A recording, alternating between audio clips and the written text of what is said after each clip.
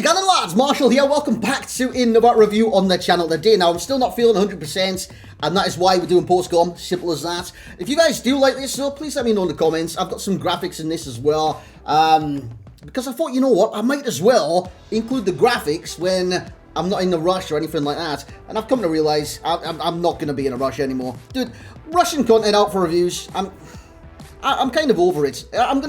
I'm gonna kind of suffer in the long term for like views and stuff, but hey, it is what it is, boys. Yeah, it's just like a hectic rush to get views first. That's what reviews are these days, but it is what it is. Well, we're gonna just do our best on the channel and see what happens. But good afternoon. It is afternoon right now as I'm recording this, and as you guys can see, we have a FUT captain. That captain is Mr. Marco Reus, of course, the German from Borussia Dortmund. Also used to play for Borussia Mönchengladbach as well. He does have a silver card this year, so watch out. If you've got the silver cards, this is a million times better. Simple as that. He's got high medium work, it's 4-star combo, and he is 5'11". Now his stats are very good. You can see the price as well in the top left hand corner of the screen. 500k minimum on both consoles, 500k maximum, and his stats are gorgeous, man. His stats are very, very nice. Now, his pace split is a little bit strange. I did use a Hunter Chem style on him as well. He felt so quick with the Hunter, by the way. He's got less sprint speed than acceleration. For me, personally anyways, on this game, acceleration is absolute key in a lot of areas, especially if you want to take like a player on, you know what I'm saying? You would have seen it in the CDM positions as well, the likes of Marco Verratti, very early game, where the acceleration was literally his thing. The acceleration and dribbling of Marco Verratti allowed him to close people's down quickly in a short space, and of course get away from people quickly in a short space. And that is what helps Marco Reus be kind of go from a good attacker to a great attacker. That acceleration gives him the edge over a lot of different camps in this game, and if you couple that with his dribbling, which is utterly sensational. 91 agility, 94 reactions, ball control, dribble, and 93, and so is composure. And then the creativity of this lad, every single passing stats in the 90s, apart from long pass. That is crazy. And again, every single shooting stat, also in the 90s, apart from one that doesn't even matter, and that is penalties. It's got 93 stamina boot, honestly. This card looks very, very good. The only kind of downside to his stats is his aggression. Now, he does have 80 strength, which doesn't look that bad, but it's the aggression sometimes in the attacking sense, and even like CDMs and stuff like that, or anywhere on the pitch. If you lack the aggression, right, what's going to happen in like a 50-50 when the ball's bundling about? The player with the high aggression is more likely to win the ball back. And, of course, when you're like tussling for the ball, and you're not pressing tackle yourself, you're just trying to control the ball and go on a dribble, that aggression puts in like an auto challenge, so just watch out for that. Player traits, we've got injury prone. It doesn't even matter this guy. Honestly, I don't know why that is a player trait. It doesn't matter. He's got finesse shot, he's got outside the foot shots. Would be nice if he did have flair, but those are two very good traits. I'm going to get into the gameplay now. So here we go on into the gameplay. You can see the pros and the cons on the left-hand side of your screen. Not my screen, it's on the right. Well, actually, it's on my left. How does that work then? So, is it that way? I've got no idea. But it's on the screen. That's all that matters. I'm not going to put the orange thing around the entire thing. I think that's a little bit too much.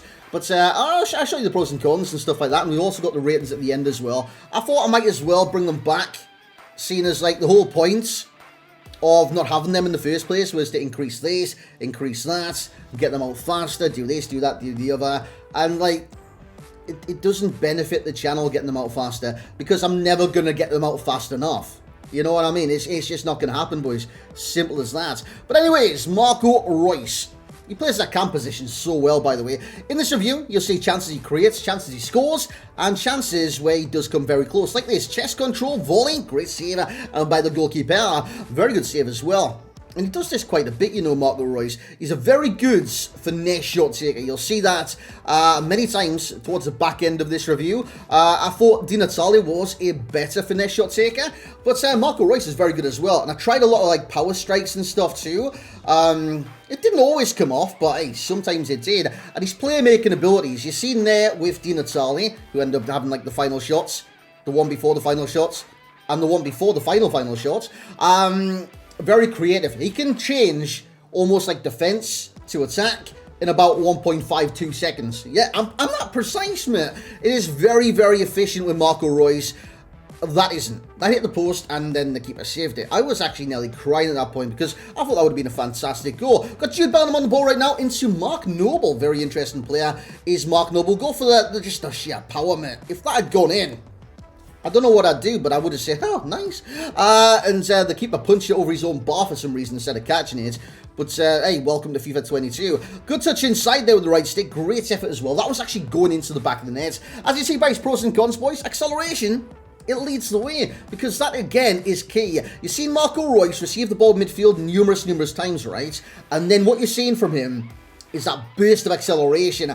Not like a slow dribble that 95% of the community do these days, but burst onto them, you know what I'm saying? Nice fake shot there, good save by the keeper. But, yeah, the kind of burst when he does receive the ball is absolutely key into how he plays. It's fantastic, man. His acceleration is beautiful. Nice piece of skill there. We get a chance for the finesse. Yeah, love to see that, boys. His shooting is a pro as well. He's very accurate. Whether that be with the power strikes, hit the crossbar off the line, and then the keeper punch over his own bar. The finesse shots, which are gorgeous from most of the time. It didn't take me long to get used to, what was it, the amount of bars you put on him. It kind of became muscle memory after the first finesse. I was like, oh, okay, I can do that. I'll start doing that. And it actually worked really well. Creativity. You've seen a lot in this review where he gets it in this kind of position. I could wait and stuff like that. Then Fred a perfect through ball. That was late on in the game, and Di Natale bagged the winner. But again, it was Marco Reus. He took it under his spell instantly with a great first touch, and then I had the presence of mind just to stand around and wait for the opportunity. But when the opportunity came for the pass, Reus did not let me down with a great assist there to Di Natale. Again, in the middle of the pitch here, creative, plays out to Di Natale. By the way, look at the power in this strike, man. Ha ha! Outside of the boot, boys! He's got the dribbling, he's got the agility.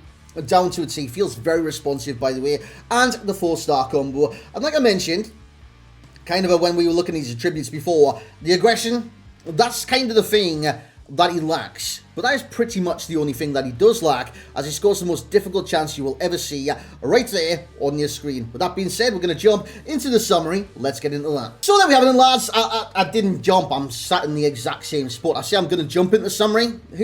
By the way, what kind of a saying is that? Let's jump into the summary. You don't jump me. You just like press play again. I don't know. People are weird. By the way, I could talk for like hours about sayings or like figures of speech. Jump into this, jump into that.